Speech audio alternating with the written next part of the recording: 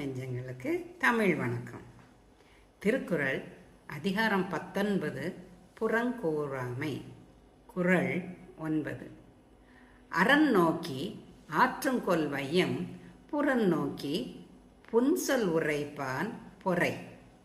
பிறர் இல்லாத போது அவரை பழிக்கும் இழி சொற்களை பேசுபவனின் உடல் பாரத்தையும் இவனையும் சுமப்பதே என் தருமம் என்றெண்ணி இப்பூமி சுமக்கிறது போலும்.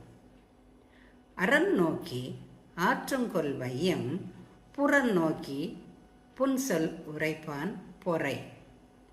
The Mother Earth even bears the weight of those who talks bad about others in their absence as one of her noble duty.